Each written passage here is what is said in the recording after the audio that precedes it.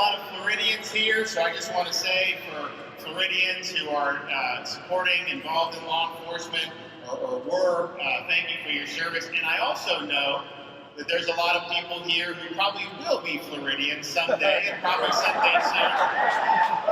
So to all my future constituents, I want to especially thank you for all you do. And I want to thank everybody for what you do and for being a part of the noble profession. You know, Florida, we are proud to be a law and order state.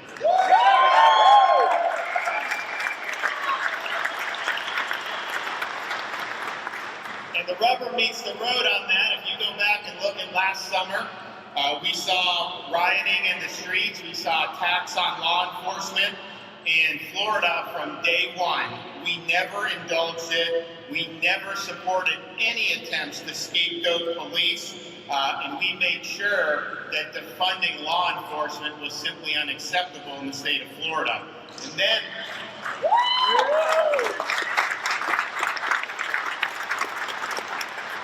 when it came to making sure that there was order in our streets, particularly when you started to see violent assemblies, and I don't need to tell some of you what's happened in many cities across our country. In Florida, we said we are not tolerating rioting, looting, we're not tolerating mob violence.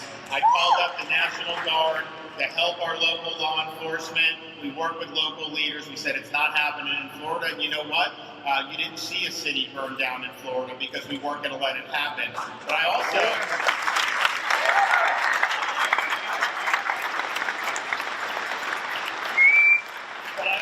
took to heart what we were seeing in so many parts of the country. And so, yes, it's fine that we responded. It's fine I can say that we're supportive of law enforcement, but we need to back that up with additional law. And so several months ago, I was able to sign the strongest pro-law enforcement, anti-rioting law in the country. And we were very proud.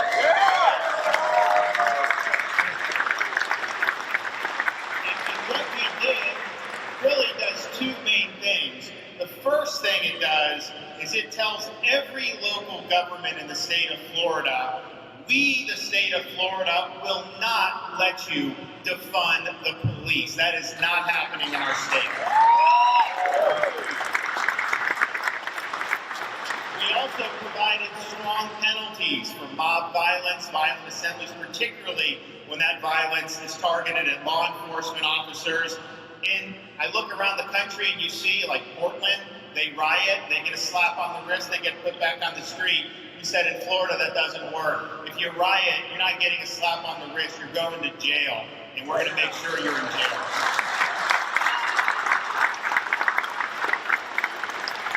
And that's a much different approach than what you've seen in other parts of the country over the last year. You've seen cities, so Chicago slashed $58 million for law enforcement in 2021. Do I even need to mention what's happening in crime in Chicago? I don't think so. The city of Portland cut $15 million for law enforcement. Now we've seen a spike in shootings and a wave of retirements and resignations for people serving on the force. One detective said the community shows us zero support. And you see people moving with their feet as a result. New York City cut $382 million for the NYPD. Shootings up dramatically, but also 75% increase in officers leaving, either through retirement or through resignation. And there's many other cities we can go through where the same story happens over and over again. When you defund police, when you attack law enforcement, it's the safety of the community that suffers.